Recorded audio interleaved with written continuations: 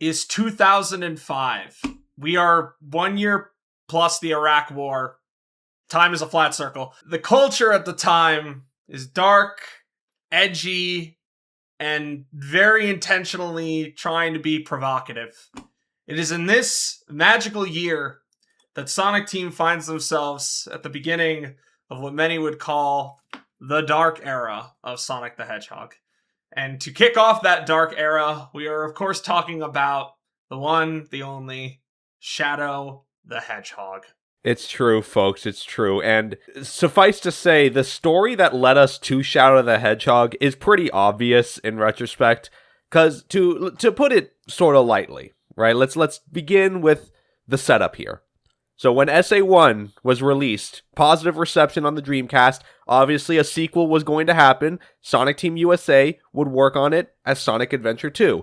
And for that game, both Iizuka and Shiro Mikawa worked together to create a new character for this new game, Shadow the Hedgehog, intended to be the dark half to Sonic, so to speak, being his new rival and the lead of the dark storyline of the game. And after it was released on June 23rd, 2001, of course the series' 10th anniversary, critical acclaim, and the game ended with Shadow falling to Earth after defeating the final hazard with Sonic in their super states, where Shadow supposedly died. Now, he was supposed to die, finally. This was supposed to be his only appearance. However, because of his fan-favorite status, right place at the right time, Sega felt the need to bring him back to future games such as Sonic Heroes and Sonic Battle. So, as a result of this, it's sort of caused this problem where Sonic Team had their one and done, and then they couldn't develop Shadow further, so they had to find a way to bring him back, which of course results in Sonic Heroes, Team Dark storyline, Shadow having amnesia, I don't know who I am, so on and so forth, right?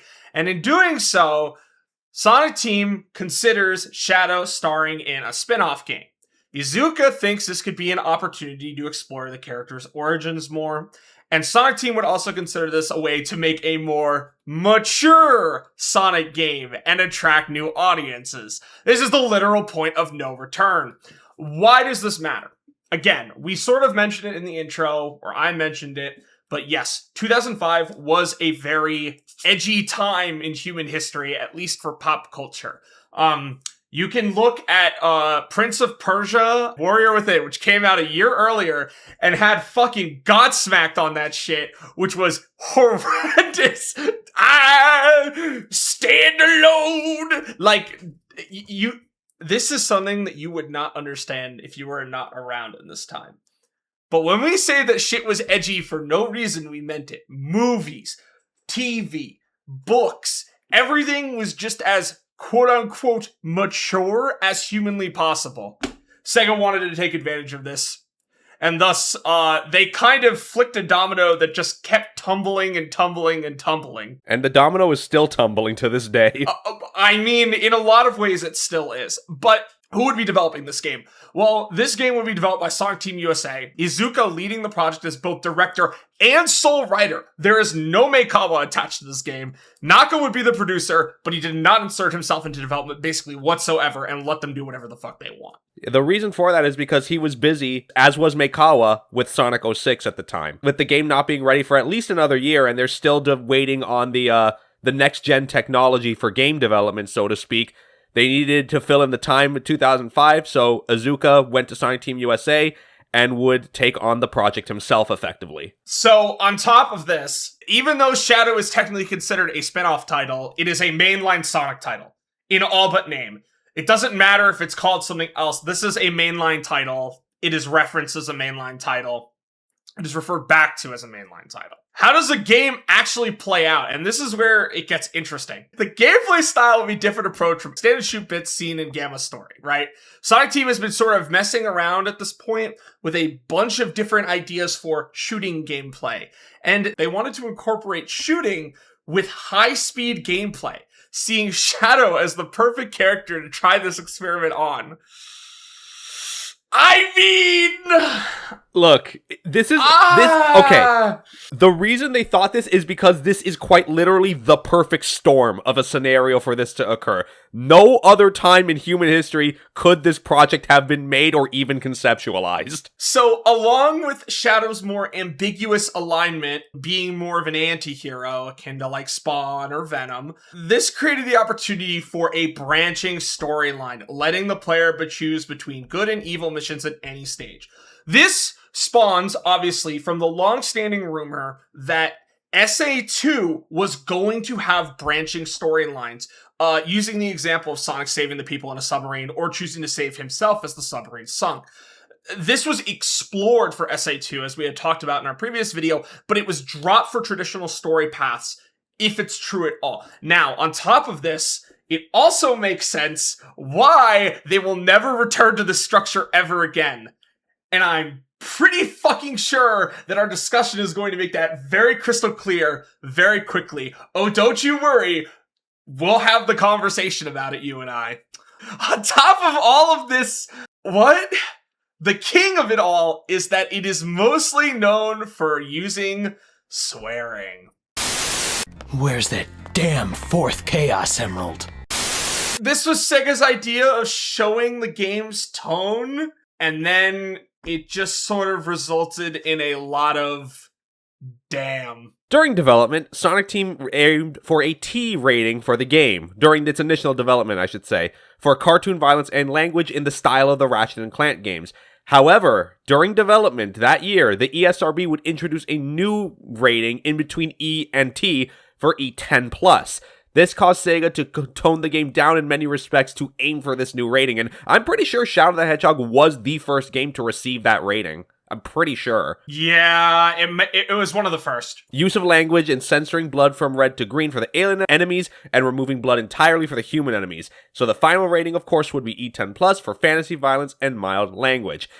And in a controversial move, Sega of America would replace the original voice cast of all the characters to match the 4Kids voice cast from Sonic X as a way to maintain brand consistently, more reason than not, as Sonic X was very popular in the West. Alright, this is going to lead to a lot of discussion around Shadow the Hedgehog, specifically around the voice direction of the franchise from this point moving forward. Look, let's not kid ourselves, the voice direction of the early games has its hit and misses, but when they try, and then they were locked the fuck in, we got some truly banger shit that still hits even today. The 4Kids cast is a bit of an exception in that regard. Now, let me clarify something up front. These are not bad voice actors at all. I don't think any of these voice actors are bad. And when you start going down this list, there's going to be some people in here that you're like, what the fuck? How? There is an overarching problem, and that is that the voice direction is really bad for a significant amount of time while these guys are around.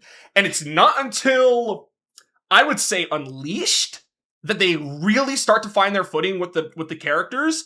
And then by Black Knight, which is their final game, the voice cast is immaculate.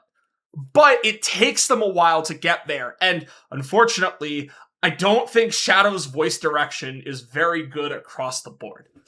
Personally, I know people feel differently, but I think there's a wider problem with the way that the characters sound in this game, in 06, Secret Ring, so on and so forth, that makes it harder for me to, I don't want to criticize them, but I want to be just honest about how I feel. I don't know. It's a little confusing. So Sonic has been completely replaced. Ryan Drummond to Jason Griffith. Now, Jason Griffith is a very controversial figure in Sonic, or was at the time, because people were diehard Drummond fans, and people kept begging for Drummond to come back, but Sega never really relented. And as a result, he was just very disliked. That sentiment has changed completely. People like Jason Griffith now. People like Griffith. He's a good guy, and his voice acting, especially as the series goes on, continues to get better and better. He is also the voice of Shadow the Hedgehog as well, which is interesting that Sonic and Shadow are voiced by the same person. And again, this was as was the case in Sonic X. So yes, I mean, that choice is bizarre in and of itself. But even more bizarre as you kind of roll down the list and you see, kind of who's playing who. I mean, Amy Rose as Lisa Ortiz. I mean, Lisa Ortiz always did fantastic as Amy, in my opinion, regardless of what kind of material she had. Yeah, she was generally pretty good in the early games, and then, like I said, by Black Knight, she's like fucking 10 out of 10. Tails is voiced by Amy Pallant. I'm gonna keep it real with you, son. I have never cared for her Tails voice. I just haven't, man. I don't know. Look, I think Tails is a very specific voice to pull off, and it's surprisingly harder than people think. Yeah, I don't really care for her Tails voice personally. She's not a bad actress. I just don't think it fits the character. Eggman's played by Mike Pollock, still voicing the character. We've said pretty much everything we need to say about Mike Pollock at this point. So you can watch our other content about it. But suffice it to say, there is a reason that he has stuck around as Eggman this long, but he should no longer be voicing this character. I don't want him associated with the Sonic community anymore. For very obvious reasons. Rouge is voiced by Kathleen Delaney. Like, compared to Rouge's current VA, she's, like, pretty damn good. And I think in this game in 06, she sounds like she's bored out of her fucking mind. I mean, I'll be honest with you, she probably is, because 4Kids back... Okay. We gotta have a little conversation about anime dubbing and its history first and foremost, because back in the day, 4Kids is sort of the most notorious example in regards to anime dubbing and the use of gratuitous and unimportant changes to the source material for Americanizing it or whatever. This wasn't necessarily the case in the early days of dubbing. If you go back to like the ADV era, I bring them up because they did something that is sort of specific, in which they actually, how do I put this delicately? They hired actual actors. And by that I mean they hired stage actors. So look at, if you looked at the Sonic OVA, the English dub for that, all of them were stage actors. So they had a very unique approach to voicing certain characters, and Kathleen Delaney is kind of part of that era of voice casting. She is primarily a stage actor, so she probably just was not directed correctly for Shadow in 06, in my opinion. Yeah, and I'm not trying to be mean to her. I do think that eventually she starts to, like, again, it's the same with every single member of the 4Kids cast. I feel the exact same way about they are either whatever to mid in most of these games until, like, Unleashed, and then the voice quality just randomly skyrockets through the roof, and they're just way better across the board.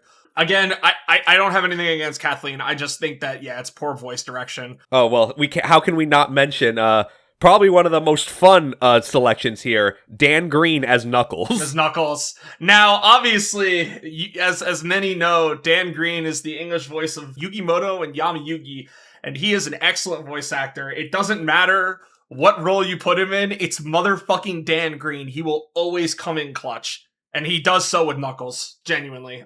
Even when he's not trying his hardest, it's still Dan Green, so it's enjoyable. Omega is voiced by Jeff Kramer, who I genuinely don't know what else he's been in. Oh, he was in Seaman 2000, Lamau. Oh, that's great. Love that. He was the owl in Journey of Dreams.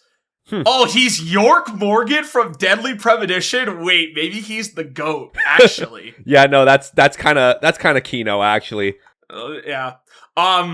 James Carter Cataract. I am pretty sure this is literally just James from Pokemon.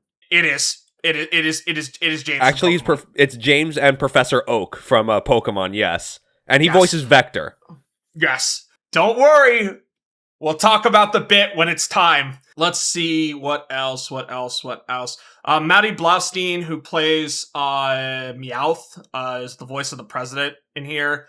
Charmy is voiced by Amy Birnbaum. Okay, so is this a controversial opinion that this is the best Charmy voice? I think she's got it on lock, yeah. Yeah, I feel like this is just the easiest slam dunk in the entire world, right? Like, she is the only person who has done this character and not made me want to strangle them. I mean, I think Colleen's been doing a much better job now, especially in the Chaotix audio drama that they've been releasing. I think it's a problem of opportunity. They just don't give that character, like, enough moments to, like, shine and just be prevalent, so Colleen, in her case, just does not have a lot of opportunity to do that voice, mainly just doing Tails. So it's just a matter, again, I'm going to stress this a lot, just in general. If you have an issue with the voice cast, your problem 90% of the time is with the voice director. Yes, exactly. There's a larger statement to be made about anime dubbing, but we've also talked about that in the past as well. SBO is voiced by David Willis. I think he's pretty good. He voiced Buggy and Arlong in 4Kids One Piece. Nice. By the way, which is so funny to me. Like, actually hysterical. And he also voiced Tyranno Hasselberry as well. And Chancellor Shepard in fucking Yu-Gi-Oh! GX. Maria's voiced by Rebecca Honig, but she doesn't really get to say a lot. All right. There are 2 more people here. One of them we will have the discussion behind eventually. One of them, who's our main villain, we will be talking about when we get to him. And the other is a certain character who we'll also be talking about, voiced by Mark Thompson, who is... Oh, he's Duke Devlin, bro. He's Duke Devlin in fucking Yu-Gi-Oh! Oh, he's also Casey Jones in TMNT 2003. Pretty good. Pretty good. Anyways... Oh, is he also Don Krieg? He's fucking Don Krieg. Okay. It's funny. All right. So yeah, that's basically most of the voice cast. There's a couple other small ones. Cream is also voiced by Rebecca Honig. And yeah. So let's keep going. Sorry, long detour, but I feel like this is important because we're going to be talking about these guys a lot in the future. As that occurred, at E3 2005 is where the game was most prominently shown off. Something very, very funny occurred in which Sonic Team, to help advertise the game, had a big statue of Shadow on display in which he is pointing a gun towards the ground on the show floor. There is a famous image that circulates. You know the one. It's right there. Yeah. Put this on screen for the viewers who cannot see. Everybody knows this one. Yeah. Yeah. Yeah. Now we have to talk about something that happened very recently. To put it lightly, is fucking incredible. So Jason Griffith, would come out many years later on a convention panel and reveal that Sega briefly considered an M-rated version of this game. Not yet committing between that and the T version, he, and assumedly the rest of the cast, will record 2 versions of the voice lines for each respective version of the script. This would be corroborated by Cutting Room Floor, who would find and reveal a beta build version of this game dated September 22nd, 2005, 3 weeks before the release date in November 15th of 2005, with alternate dialogue reflecting a mature tone as, pull it up. Come on, pull it up. We got, you know what? Let's react to it together, shall we? It's very iconic. Yeah, for a I think we gotta. I think we gotta, man. All right, so here's exactly what we were talking about. Now that was sweet, Shadow. Yeah, well, I'm not here to save your ass. Thought you might say something like that. How about a little friendly competition? Don't waste my time. We found the 3rd Chaos Emerald in this city. Our mission here is done. Now get going. Guess that means welcome to the next level. Let's go. Get back here. So yeah, that's sort of the example that we had to show off here. Is they clearly were going for a more different audience with this game. On top of that, there is also a secondary rumor I wanted to talk about, which is that originally there's been a long speculated rumor, and I'm pretty sure there are mined voice dialogue lines in the game itself. Correct me if I'm wrong. They were going to use the original cast for this game, but swapped it for the 4Kids cast at the last minute, I'm pretty sure. Not at the last minute, but at a certain point in development, they basically scrubbed the original cast. There are still, I think there's Humphrey lines, like, somewhere in the game, if I remember correctly. That, I mean, I've never heard of that before. Maybe I have heard of that at some points, but, yeah, I mean, I can tell you, Ryan Drummond did feel pretty slighted when all this change occurred. He even felt slighted when Sonic X was happening and was not going to be able to voice Sonic for Sonic X. He even offered to move to New York to dub Sonic X for 4Kids, but they turned him down, and I guess that was the first domino fall that kind of led to this occurring. So that's all I can say. Yeah. I mean, I can't remember. Like, this is just a corroborated rumor. I'm pretty sure I can't find anything on it right now. But yeah, just know that, like, this was a point of discussion back in the day. But I'm pretty sure it's like we said, that Sega wanted to move towards, consistency. All right. Well, we are ready to talk about the actual game. And Alberto, before we talk and before we watch this thing, I want to know what are your What are your general thoughts on this game? Well, when was the last time you played Shadow the Hedgehog? Oh, man. Well, let me tell you a story, okay? Let me tell you all a little story. Unc about to tell the story, guys. Gather around, folks. Gather around. So here's the thing. I, as a kid, really liked this game. It was one of the first games I got with my GameCube. Really enjoyed it. Even going so far as whenever my family went on little vacations every now and again, I would deliberately bring my GameCube with me and bring Shadow the Hedgehog along with some other games to play on the TV in the houses we would rent out, etc. And I would play into wee hours of the morning. And why I had such a fascination with this game, I genuinely could not tell you. But for some reason, I really, really enjoyed it for what it was. I didn't even care for the dialogue changes or the swearing or any of that stuff. I just enjoyed that it was a Sonic game and that it was different. Because at the time, you know, Sonic had like a specific formula that it was following and still somewhat follows to this day. And Shadow the Hedgehog was a genuine break from that formula. So it was something kind of interesting that we got, like, period. Yeah, it's a very, very different experience, top to bottom. And I guess I can respect it for that, at the very least. I mean, now compared to Uncle Alberto's, or Child Alberto's view, how does Uncle Alberto view this game? Well, in retrospect, as we mentioned before, this was the point of no return for the Sonic series. The existence of this game took the series down a massive different path that we'll never be able to recover from. As a game itself, again, like when I was younger, I appreciate it for what it was. I do think that there is some genuine good spots in there. However, the fact that it has the branching storyline kind of hurts it more than it helps, for one and we'll get into that for one thing. The gunplay, I think, it leaves a lot to be desired. Honestly, we're going to get into this a lot more, but I genuinely believe if its gunplay was more like Dirge of Cerberus, it would have been much better received. That is a crazy statement to say. Holy fuck. And Dirge? listen, yes, and I mean that shit. I genuinely mean that shit. Alright, I mean, I don't know if I'd go that far, but, I mean, I have some thoughts too, but I'm gonna let you finish before I explain my general overview of this game, having played it about 1.5 2 years ago. And I think the more important final note is that being used as a vehicle to develop Shadow the Hedgehog's story was genuinely the right decision. Like I said before, this game was made and created and conceptualized at literally the right place at the right time. No other point in history could this game have been created and this story to have been told. It was right for pop culture, it was right for the series at the time, and it was a good move to make this game at the time. In retrospect, it's a different story, but I think for the time, it was accepted.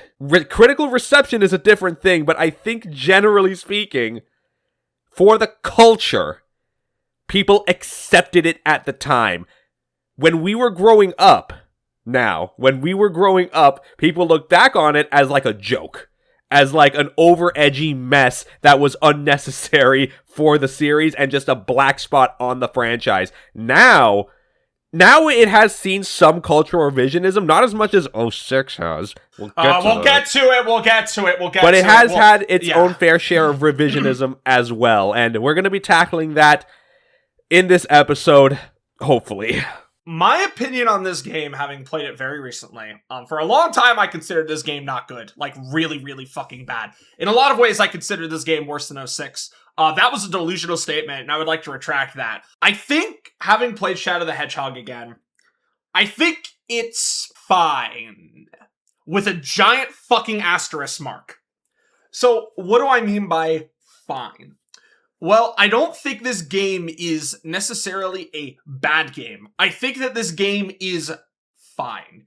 Everything it sets out to do, relatively fine, with a couple of major exceptions that I think are the real culprit as to why this game is so reviled by some people. Now, obviously, the tone and everything is very, you know, what it is. And, you know, when we watch that intro video, you guys will... Guess we'll see. I don't think this game is as worthy as much, like, hate as I think it's been given for a long time.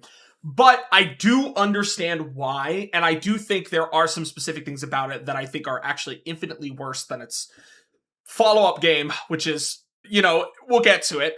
But I think that Shadow is interesting in that it is clearly Sonic Team trying to do something else and trying to capitalize on the growing trends at the time, which they've done before, but in this instance, it always felt the most like we are grabbing what is popular right now, Because, a morality system, quote unquote, branching paths, multiple levels, edgy tone, gunplay, right? Like, they wanted the cultural zeitgeist to kind of feel like it was built into this game. And on that front, they succeed, but at what cost? And that's where I think my relationship with this game is very conflicted and has always been conflicted. I wish this game was better. And I think there are some very simple things you can do in order to make it a better game. And not perfect. It still has a lot of structural problems. But I think there are some very simple things you can do to fix the game in its entirety. And I think people would remember it a lot more fondly and with a much less vitriolic lens, even with the cringe associated with it, But that's just my opinion. Let's watch the intro. Yeah. So, folks, without further ado, I think the best way to explain how this game is shown tonally is just by watching the intro. This. Yeah, without further ado. Yeah. Here we go.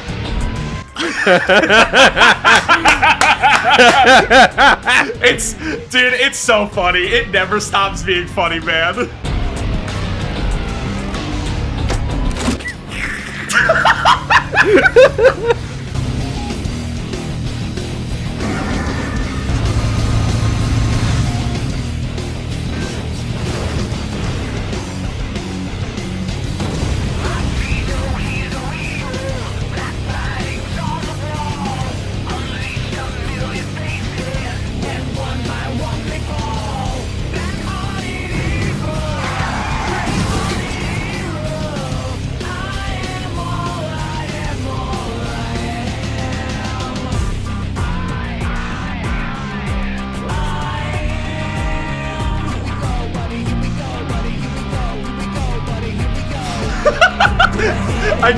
The contrast fucking kills me. One step forward, two steps back.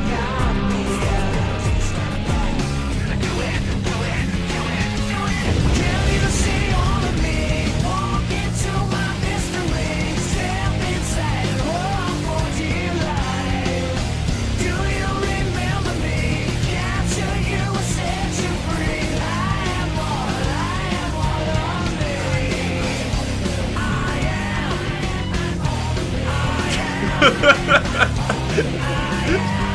Oh, man.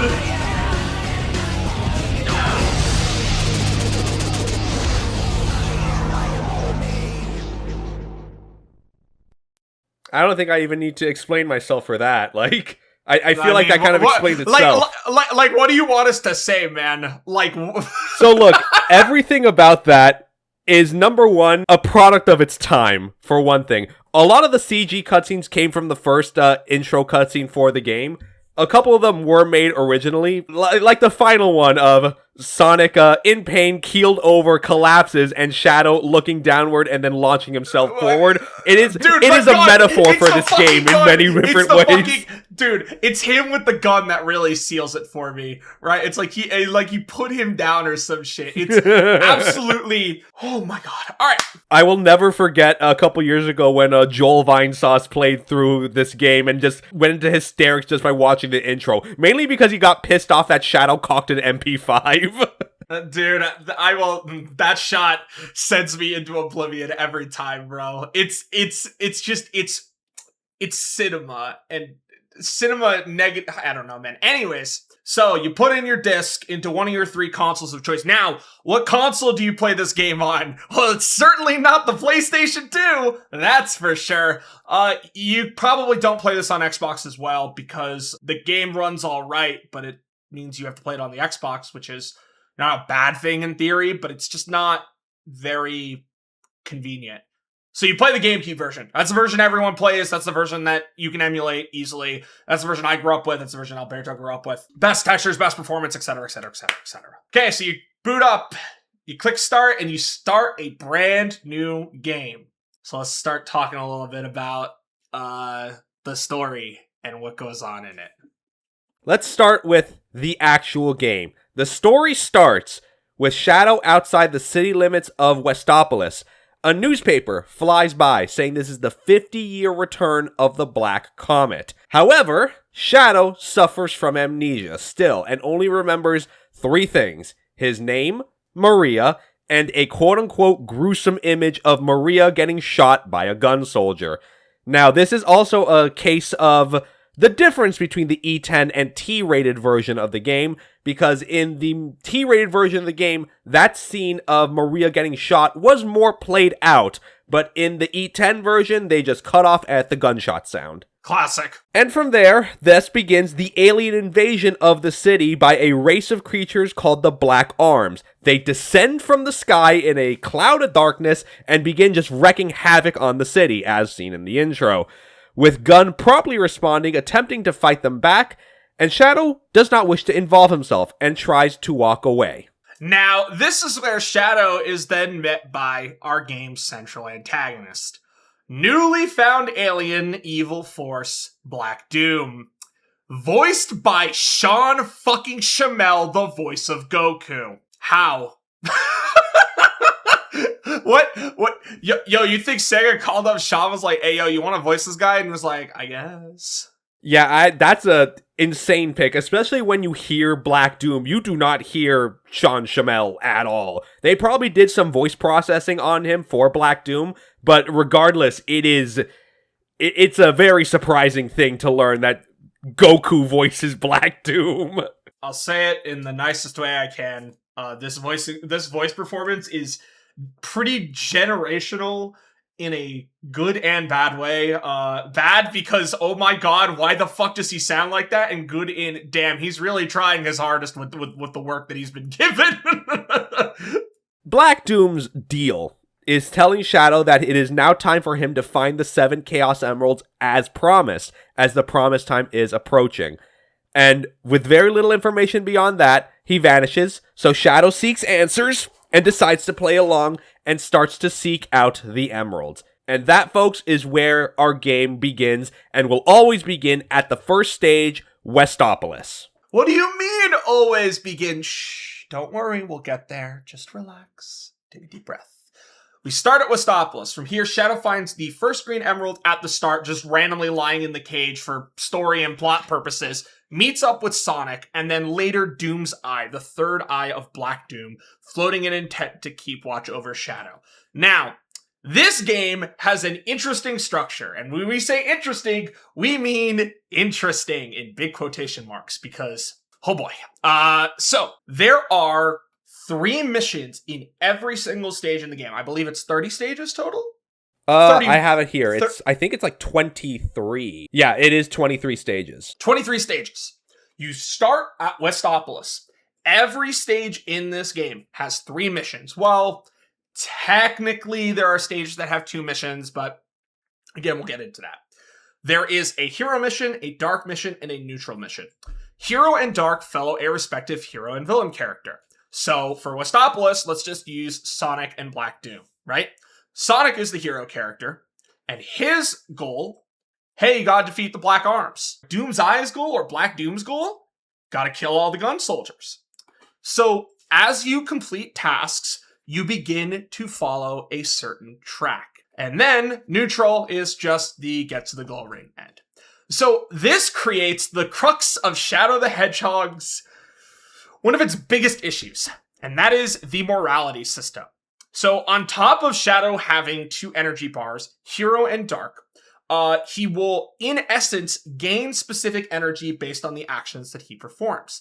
By defeating Dark-aligned enemies, being Black Arms or Eggman's robots, depending on the stage, the hero gauge fills, and taking out hero-aligned enemies, so usually gun soldiers, gun robots, or specific targets that are designated by Black Doom, will fill up the dark gauge. Maxed out hero gauge gives you chaos control in action stages. This lets Shadow skip a significant portion of a level with the aim of getting him to the goal ring. This power fucking sucks. More often than not, it is counterintuitive, because if you are trying to do the hero stage, which is, defeat certain amount of enemies, it will actually hinder you if you use it. Yeah, it's very dumb. I don't understand the purpose and intent. Like, I get it, but at the same time, it doesn't make any fucking sense unless you're going for a neutral mission completion. And even then, not every neutral mission requires you to get to the goal. There are some neutral missions that are objective-based. In boss stages, it lets him stop time for about 15 seconds or so. Dark Gauge lets him perform the way better, way cooler Chaos Blast, which is a screen nuke, and all destructible environment gets taken out as well. On top of this, there's also one other thing, which is that when you are in a powered up state, when you have maxed out your bar, it auto starts the process of draining. When you are maxed out, also, you have unlimited ammo with all of your guns and weapons. And that segues into the gunplay. Yes, of course, the gunplay, another core aspect of this game. When you defeat an enemy, Shadow can take their weapon off them for himself. Now, there's not always guns. You can get stuff like swords and other things like that, but the melee weapons are not very great, unfortunately. Very, very specific uses in those cases, but more often than not, you're getting guns. The Dark Arms have alien guns that can shoot plasma and the like. Eggman's robots will drop like cartoonish-looking blasters and stuff like that, whereas defeating gun soldiers will give you actual fucking guns. Yeah, I hope you guys like pistols, submachine guns, rocket launchers, semi-auto rifles, the whole 9 yards. They really have everything. Now, there is one other specific type of weapon, and that comes from completing the game. There are these shadow crates that you can find all over the game, and as you finish playthroughs, don't ask yet, just listen, you will obtain more weapons. Some of them are fun joke weapons with unique properties that are very broken, and others are mostly just used for just a powerful, cool weapon with a large ammo count. Everything does have an ammo count in this game, and when you are done, when that ammo count is depleted, you will throw away that object, and then you will be able to pick up another one. You can also swap between weapons by pressing Y near them if you are playing the GameCube version. I think the gunplay's alright. I think it's fun. I think for what it's worth, I think it's actually pretty decently implemented, and they kind of got it right. When you jump and shoot, you're in midair, and you're hung in midair, which means that you actually have the opportunity to aim, which I like. On the move shooting feels good.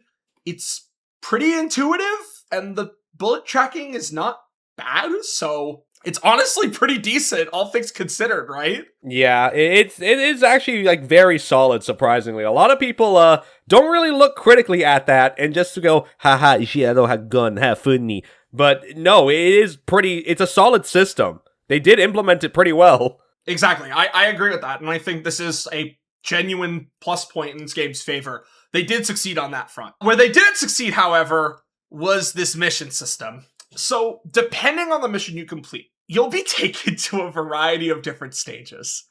Shadow the Hedgehog has 23 total stages. It's one of, if not the most for a 3D Sonic game, by the way, even when you take multiple acts into account. Yeah, for the record, Sonic Heroes has 18 stages, counting second acts. That's fucking crazy. How many does SA2 have? 30? Yeah, that looks right. Yeah, and then 31 because Cannon's Core. So, what happens when Sega's like, dude, we got all these stages. What do we do with them? We just make them play through the game a lot, man. Like a lot. Like a lot. So let's take you through one playthrough. Let's take you through one potential playthrough and how it can work, okay? So, when you start the game, start at Westopolis. There, you choose Hero goes bottom route, Evil goes top route, or Dark goes top route, and then Neutral goes middle route, right? Because of this, there are 5 tracks that you can end up on. Pure Dark or Pure Evil, Semi-Evil, Neutral, Semi-Good, or Pure Good, right? So 5 different ways that you can end, and you can enter the end game, right? Think of it like, it's like there's a point here, right? You see, for those listening, right? So there's a physical point on a page, and then it branches out into 5 different individual tracks, and you can cross between the tracks, but you can't stop. You can't go back. You can only go forward. Much like in life. Yeah, much like in life. From there, you either go to Digital Circuit, Glyphic Canyon, or Lethal Highway. For Stage 3, you either go to Cryptic Castle, Prison Island, this is the same one from SA2, by the way, in the ruins post-exploding, and Circus Park. Stage 4 can be Central City, The Doom, Sky Troops, Mad Matrix, and Death Ruins. Stage 5 is The Ark, post-SA2, where it's sort of falling into disrepair, Airfleet, Iron Jungle, Space Gadget, this is just Crazy Gadget from SA2 but in space, and Lost Impact. Stage 6, the final stage I'll play through, can be Gun Fortress, Black Comet, Lava Shelter, Cosmic Fall, and Final Hunt. What is the problem with this system, Alberto? What is the real problem with this system? Because it's very, very, very obvious if you start to think about it. How do we have all of these stages? Every playthrough of Shadow the Hedgehog is 6 stages. This doesn't seem that bad in theory, right? It doesn't in theory, but the problem is kind of also its biggest selling point, is that it is a very replayable game, but the problem in doing so is that you kind of will always start the same way. You can end up kind of mixing and matching along the way, and even though, look, this is a point that I was going to make a little while later, but when you're playing through these games and you make a very, to put it in a very unkind way, a very schizophrenic choice of your mission path, you are going to be getting very different cutscenes in a very weird order. Things that are not really going to add up and things that don't really make a lot of sense in certain styles of playthrough. For the most part, the game kind of, if you start in a dark story mode, you're kind of going to be geared toward that in that path. However, if you choose to break it and go in a different direction, you are going to have a radically different experience from what you started with, and it's very bizarre and jarring at best. And half the time the story doesn't make any sense. But that's besides the point. We'll get there. It's frustrating because I like the concept. I just think the execution is a complete fucking disaster. There's no rhyme or reason half the time with how certain events can play out and how the stage is interlinked. And it also creates possibilities where, you know, hey, the game is really replayable, but what if the stages aren't that good? So some stages will stop Shadow, regardless of what mission you did to fight a mid-game boss. Lethal Highway and Death Ruins, you fight Black Bull. It's a giant bulbous black arm with an eye being its only weakness. It looks like a chud. In the Ark, you fight Blue Falcon, which is an airborne gun mech. In Cryptic Castle, Mad Matrix, and Iron Junkie, you fight the Egg Breaker, Eggman piloted battle mech with a spike ball for a hand. IDW and Dark Beginnings would also see a standard Baddick version of this robot, which it's a cool design. In the Doom Heavy Dog, it's an older model of the Blue Falcon, which you did fight in SA2. Blue Falcon and Black Bull are references to F-Zero, by the way, as those are the name of Captain Falcon and Black Shadow's machines. Sega worked on F-Zero GX. That's the connection. So, as you play through these games and you do the stories and kind of bash your head at wondering what you're looking at, when you get to the final 6 stage, that's where you no longer get the option of doing neutral missions, and now you have to do either a hero or a dark story. And in doing so, you get to the final stage and you fight one of 3 bosses.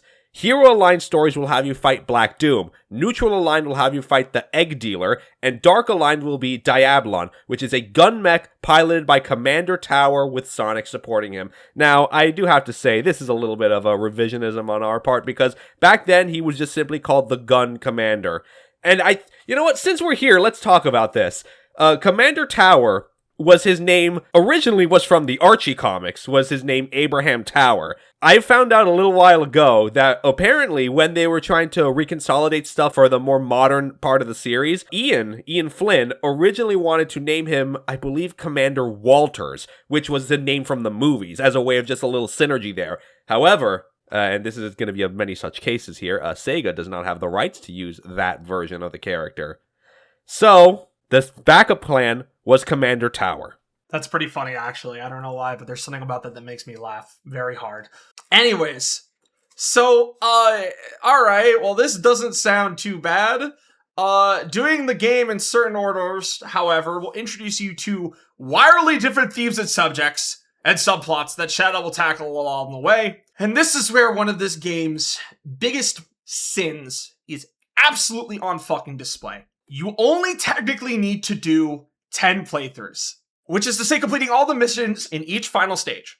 However, there are actually 326 possible paths to take, each of them individually named in the in-game library, which, that's pretty cool in theory. In execution, it's not. Okay, so what's the problem? You basically need to play through every stage in the game twice. You have to play through... No, technically it'd be 45, because are we counting last level or no? Anyways, you have to play through every stage 2 times.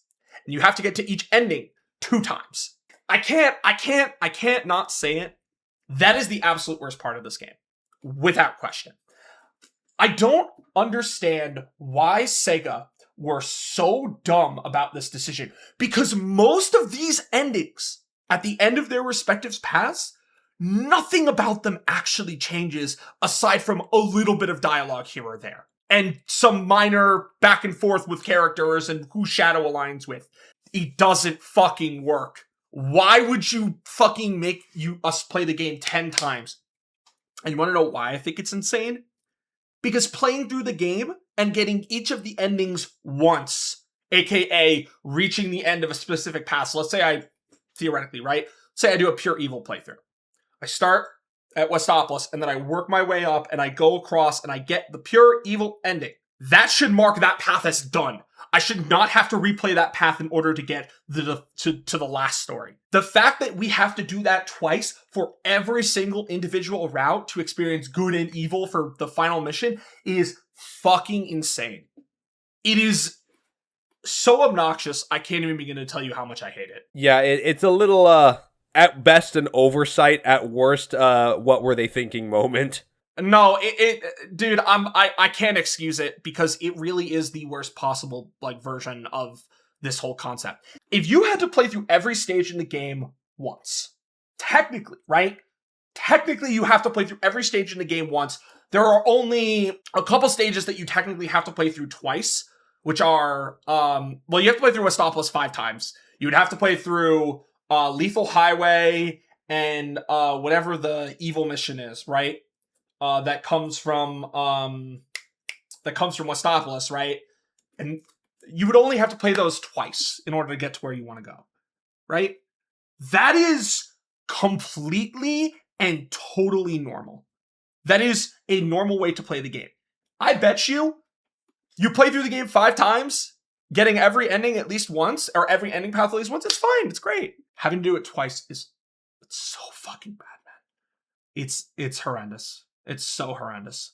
Regardless, you can put up with that. Once you complete the 10 stories, then you gain access to the final stage called The Last Way, which takes place on the Black Comet to get Shadow to the end to fight Black Doom in a transformed state called Devil Doom. The final stage of this game is basically the only instance where you use Chaos Control the way the game wants you to use it, for one thing. And the final stage is also like a 10-minute gauntlet. It's really long. Another aspect that we do need to talk about is sort of the canon state of things in regards to Shadow the Hedgehog.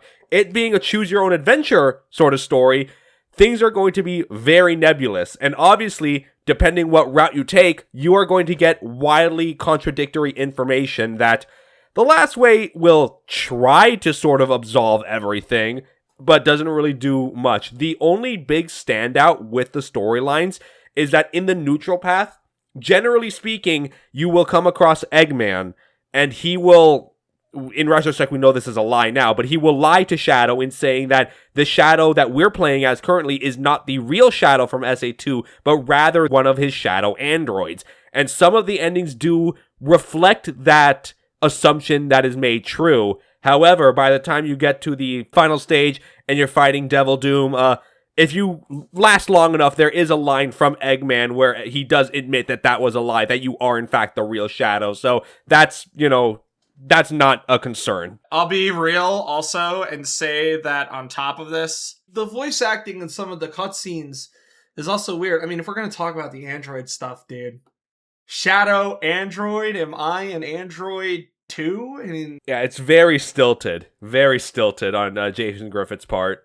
I don't understand what he was doing there, man. Most of the endings are also, like, weird. There's some that are like, I kind of think this is a cool concept, and there are others where I'm like, dude, the pure hero evil ending, where Shadow just beats the shit out of Sonic and says, I'm the ultimate hedgehog, you're cringe. we stopped Black Doom, but I'm still better, bro. Fuck you. It's like, all right, man. I guess. My personal favorite ending was Shadow is on the arc with Vector, and he gets depression. Oh, dude.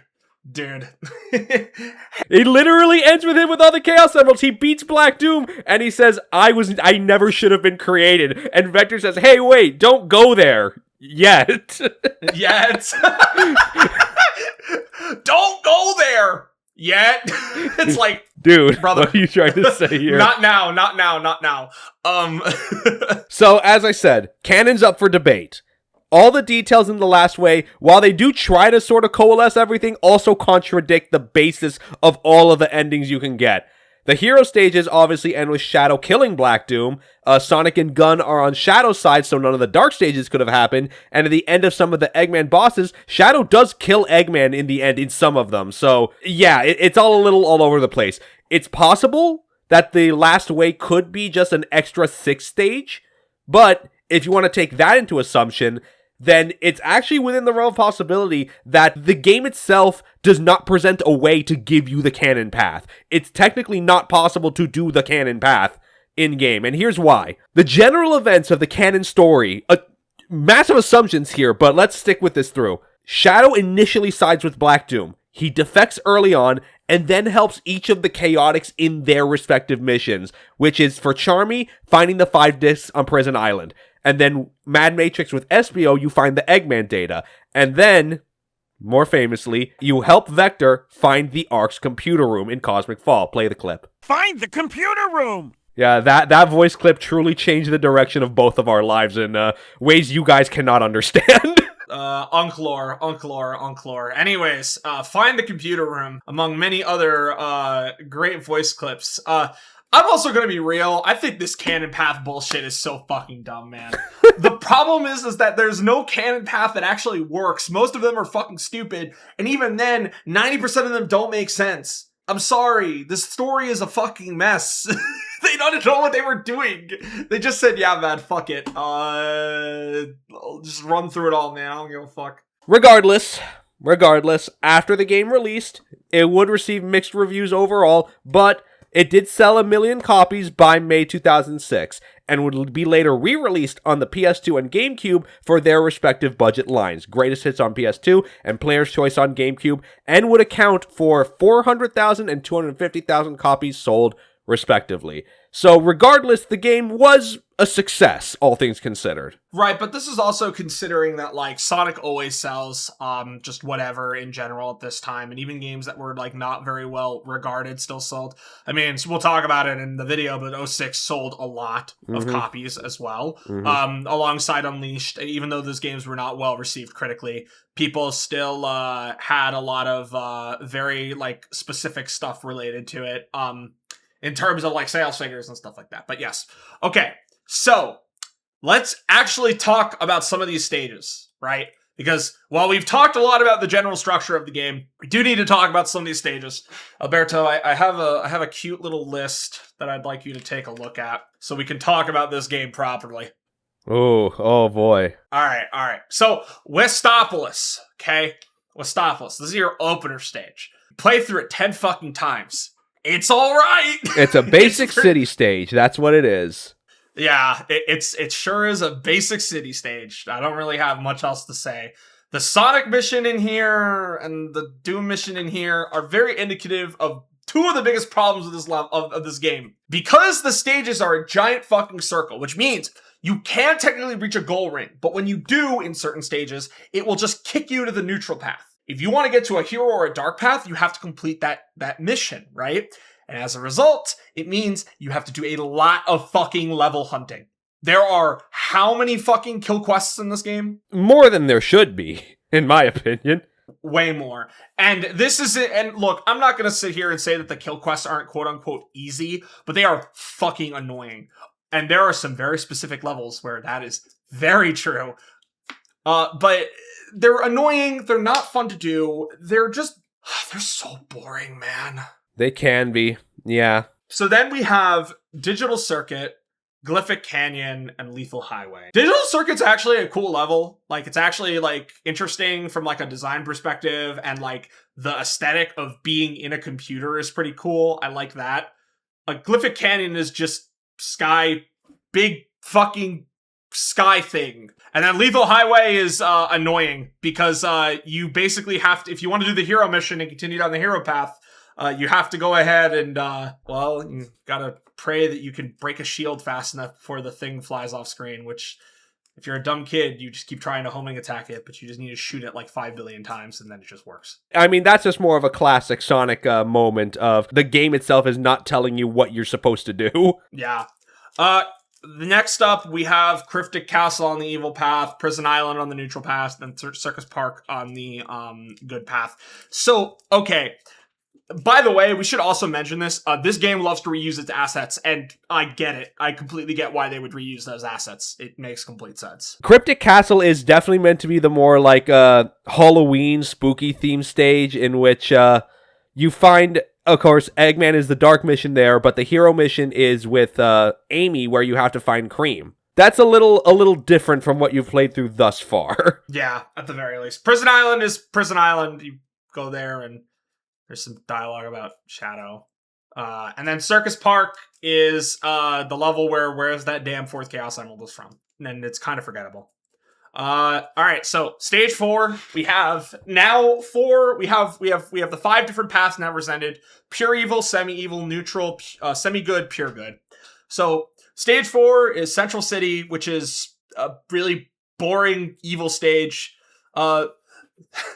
The semi-evil stage. Oh boy, the Doom. The Doom fucking sucks. It probably is the worst stage in the entire franchise. It is a giant fuck you, run around in closed cities while there's shit all over the floor. Beyond infuriating to actually navigate and play. It's horrendous, bro. Just truly awful. So, we should also clarify, this stage is actually a flashback in which Shadow and Maria are still living on the Ark, and I believe it is the Ark is being currently raided by Gun. I think that's what's going on here. So, the missions kind of do relate to that. After that is Sky Troops, which is a continuation of Glyphic Canyon. Glyphic Canyon is basically a set of ruins, and Sky Troops are those same ruins just now elevated, because in lore, those ruins are like temples that apparently belong to the Black Arms. This stage has a great music track, and it's most well remembered for being a big sky stage on lots of cool floating ruins, and it's cool. It's a cool visual spectacle at the very least, and I like it a lot from that perspective. As a level, it's kind of whatever. I mean, it's also a rare instance where Eggman is the hero route. Yeah, which is funny. Why is he the hero route? Yeah, because the enemy route is the Black Doom, so this is quite literally the lesser of two evils situation. Yeah, it's very funny, bro. Next is Mad Matrix on the semi-good path. It's a cyberspace level, but it's kind of whatever. I don't really have much of that. Death Ruins is, I'm pretty sure, another Ruins level where you fight Black Bull on the pure good path. It's pretty forgettable. Stage 5, Pure Evil, the Ark. It's an Ark level. I mean, it's pretty, but it's like... Air Fleet is Gun's Air Fleet, is what it is. And I'm pretty sure... Is this the level where you can kill the president? Yep, that sure is. Yeah, it's really funny, bro. You can kill the president in this level. For some fucking reason, they just... Your options here are quite literally either kill or protect the president. Yeah, it's really funny, dude. It's really funny. Shadow assassinates the president of the United States. It's pretty epic. In the neutral route, we have Iron Jungle, which is, again, another Prison Island-esque level. The semi-good route is Space Gadget, which, again, Crazy Gadget. It's kind of cool. And then finally, we have Lost Impact. Lost Impact fucking sucks. Same reasons. Find all the artificial chaos. This is like a 30-minute level. Maybe 20 minutes if you're lucky. It's so obnoxious. Yeah. The bad. Yeah, it's really bad. So stage 6 is the Gun Fortress, where you raid the internal gun base, and then you either take out Sonic and Diablon and go full evil, or you side with Sonic at the last minute, and then take over the Black Arms for yourself and go down the route of full total world domination. In the semi-evil route, you end up on the Black Comet, where you are either siding with Black Doom and defeating Sonic and Diablon. I genuinely forget, by the way, what was the point of these two endings? I completely forgot. Like, honestly, off the top of my head. Yeah, me too. To be perfectly honest, that's also another problem with this game, is that like the endings themselves are like a little forgettable. They can have some funny moments on them. Some are forgettable, some are interesting, and some are just outright like, what are we doing, man? Like, what's the point of this? I mean, look, right? listen, Shadow taking over the Black Arms for himself, okay, sure, yeah, that's, I can see that happening, I guess. So I can't remember, I may have to look this up a little later, but the next, for neutral, we go to Lava Shelter. This is after Eggman has basically told him that Shadow is an android, and Shadow just decides to roll with it and believe him. So now he is going to take down Eggman, his creator, and him and Omega work together to do so. It doesn't matter if you go evil or hero, you still end up killing Eggman in both routes. Yeah, you kill him, which is really funny. So semi-good is Cosmic Fall, where I'm pretty sure there's some interesting dialogue here related to like Sonic and Shadow speaking back and forth a lot about like specifically like the shit that happened in SA2. Is it this level? I'm pretty sure it is, right? It's either here or Space Gadget. Yeah, but they're basically talking about the specifics around like stuff related to SA2, which is kind of interesting. So this ending has two possible paths, and is also very Professor Gerald focused, I would say, and this is one of the interesting things. So the evil ending is the funny ass, like, yeah, man, like, haha, I don't deserve to exist because I'm a mistake created by Professor Gerald. And the good ending leads to a very interesting outcome that I've oft speculated would be an interesting direction they took Shadow. So they talk about Shadow essentially becoming the guardian of the Ark because it's Gerald's legacy, and that it's his duty as Gerald's legacy to take over protection of the Ark and make sure nobody uses it for misuse anymore. That to me has always been really interesting, and it's a direction I wish they explored from time to time, but we never really get anything out of it, so it's cool in that regard, you know? Yeah. And the final pure good stage is the final haunt, which I believe is also a Black Comet stage. Pure good ending, you beat Black Doom and you probably declare that you're the epic sauce hero of the world, and then the evil ending, you fuck up Sonic just to prove you're better. Which, you know, that feels, Do we count that as a Vegeta moment? I'm counting that as a Vegeta moment. I would count it as a Vegeta moment, but it's a funny Vegeta moment. It's for the bit. Yeah. So those are all the stages, and then of course we have the finale, which is the last way. In this, we learn some pretty massive changes to Shadow's origin, which I was not a particularly big fan of it. I think they've done good stuff with it since, but I still feel very mixed about it overall, specifically its implementation. So it turns out that Gerald didn't just make Shadow by himself. Shadow actually was made using Black Arm's DNA, specifically Black Doom's, technically meaning that Black Doom has a surrogate son in Shadow. This game released in 2005, and Shadow has two dads. Very progressive. Wow, what a concept. In learning this, Shadow is able to eventually resist the innate programming of the Black Arms to fight back, and then goes super while proclaiming that only he gets to choose his destiny and stuff like that, because that's the core message of the game. Super Shadow fights against Devil Doom. Generally, I mean, that's kind of it. Shadow basically lifts the comet up to Earth, Chaos controls, the Ark fires a beam at it. By the way, the Ark's cannon, apparently that wasn't used for a weapon of mass destruction. Its original intent was to blow up the Black Comet. I do not like that change at all. I think it is fucking dumb, and it's stupid and it pisses me off. It's a little bit of a retcon right there, but whatever. The cannon blows up the comet, the Black Arms are finally defeated, and Shadow, in a very apt final scene, which, God, I wish they kind of kept, said, goodbye, Shadow the Hedgehog, forever, as he throws away the picture of himself and Maria and Gerald, signaling that Shadow is no longer bound by his past, except when he is, and moving on to a brand new era in his life. So can you tell why the story in this game is all over the fucking place? And why we can't actively talk about it that much? Because while there are things to talk about, most of them are insignificant and they don't actually add up to much. Too much of it is predicated on, oh, it's maybe canon, maybe not canon. There's too much nonsense going on. Yeah, I really hope that at some point in time they clarify certain things about what goes on in the story of this game, because the only real meat of the story exists at the beginning and at the canon end.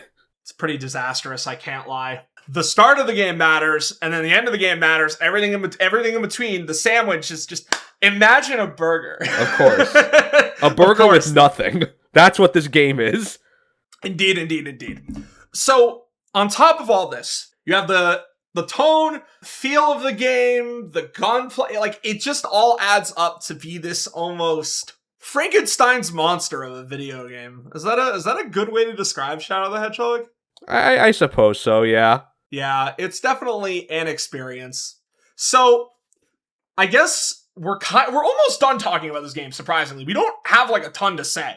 We kind of have summed up all of our thoughts because I feel like Shadow isn't a game that's easy to talk about. I think that it's actually very hard because of the nature of how it's designed. It is a game that has elements that are interesting, like we mentioned and we kind of talked about, but for the most part, a lot of it is just edgy or forgettable. On top of that, the one thing we can talk about is sort of the lasting legacy of Shadow the Hedgehog and everything that it came with it, because obviously with Shadow Generations, that game is effectively Shadow the Hedgehog 2. And in retrospect, the game not being as well received may have affected Iizuka personally, since he worked so hard on the game and wrote the game himself. Like I said in the beginning, the game being a choose-your-own-adventure style of gameplay did not really do the story any favors, so it being all over the place doesn't really set itself up to be very clear in a lot of certain things.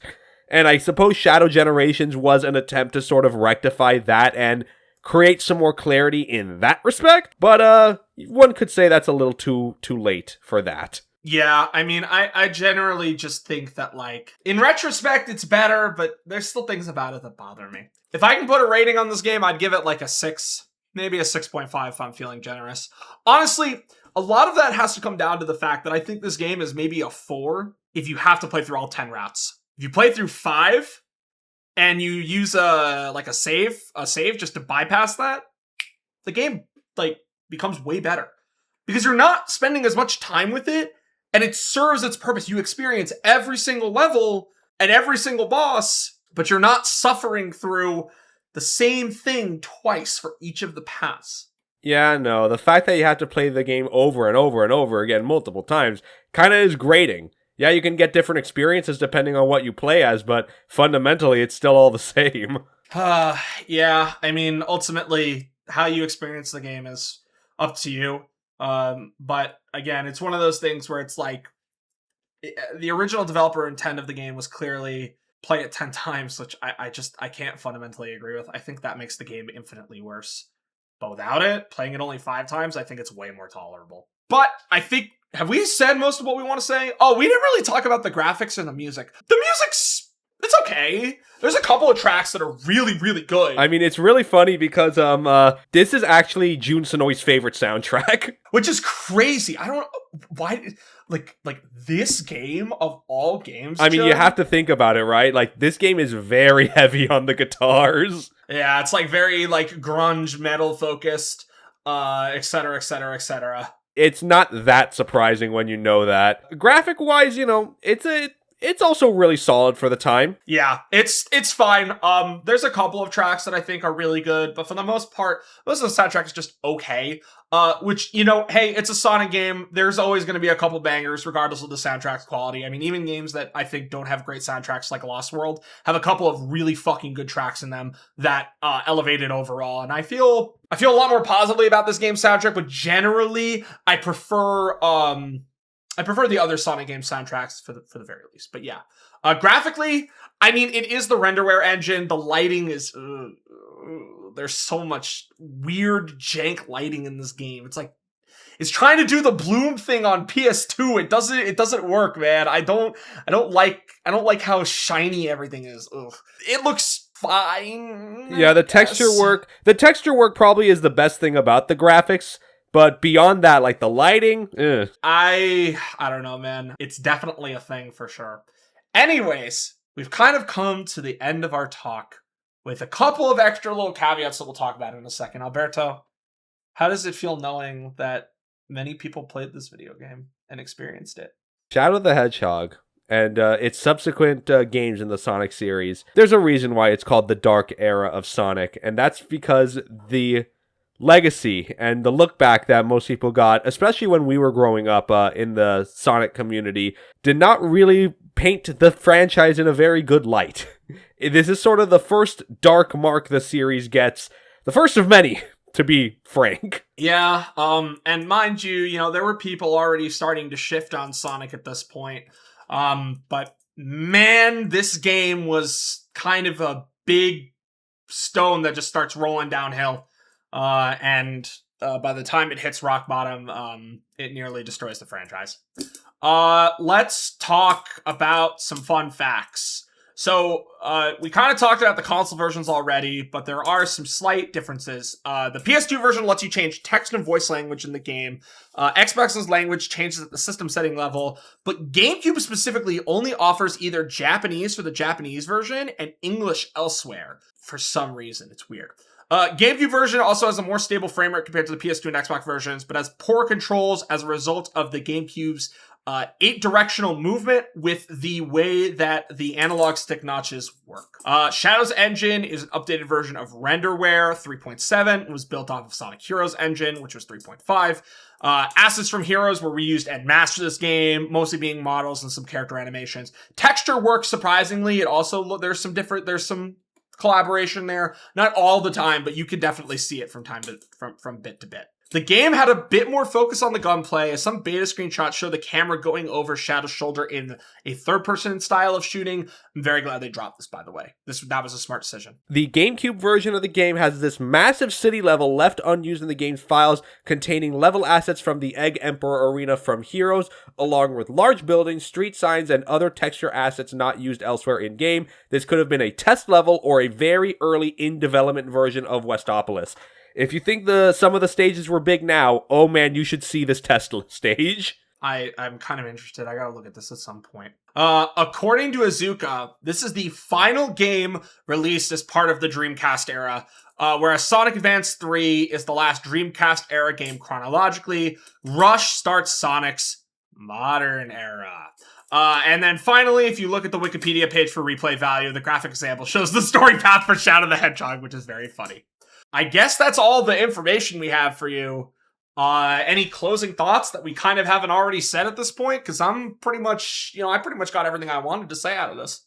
As have I. So, folks, that's Shadow the Hedgehog, a very unique and interesting game in the Sonic series. The branching story path was an interesting experiment, and one that I do not believe Sonic Team will ever tackle ever again. Yeah, I don't think they should either. It's indicative of the time, but it doesn't feel good. And, while we talked about this game, there is, of course, an elephant, a giant fucking elephant with the word, with a sign that says, "Address me." And you know what's coming. I hope you guys are ready for another SA2 length review, because it's gonna be long. And it's going to be not just looking at the game itself, but sort of what happened to the game, and how the game altered the affection of the franchise, even to this day. And listen, the vast majority of the hill has been climbed. Arguably, the hill has been climbed, and we're sort of going down now. We're almost there. We're getting there. I think, as we've talked about many times, I think Sonic Team needs to make a true, major mainline critical slam dunk in order for me to feel like, okay, we're over that hill now. But Sonic the Hedgehog 2006, otherwise known as Sonic 06, is our next game we are reviewing. But we are not just reviewing Sonic 06. We will also be talking about Project 06, the fan remake project, for various reasons, but also because we think that, as you'll see in the thumbnail that we're making for this video, don't worry, we'll have something very special for you guys. It's a good thumbnail, we promise. It's going to be something that is a long-term discussion about the game itself, the development, its impact, and also, of course, historical revisionism, because that matters a lot when we're talking about this game. It sure does, doesn't it, folks? So, if you want that when it's ready, it's going to be on patreon.com/SonicSpeed, $2 a month. You'll get that when it's ready, that and a whole bunch of other stuff with Another Side, Another Story. We're reacting to the Sonic TV shows, such as Sonic X. We're about halfway done with that. And of course, $5 a month is all that plus our pre/post shows, and $15 a month is all that and the video version of the podcasts. And of course, again, all free trials across all the tiers, so if you just want to get a look behind the paywall, determine for yourself. Guys, it's been a blast. It's been a good time. We'll see you next time on the Sonic Talk Show talking about... We talked about that Shadow the Hedgehog was a point of no for the turn for the franchise, and that's definitely true, but Sonic 06 is that 10 times over. Oh, and also, just one last thing. Many would say, you know, you're not really getting the Sonic 06 experience unless you play it on your original hardware. I hacked my 360, and I'm playing through the game right now. So I'll have a first-hand experience on hardware. And I refuse to use any patches or anything. Tune in next time for a long discussion about Sonic 06. See you there, folks. Do you remember me? Capture you,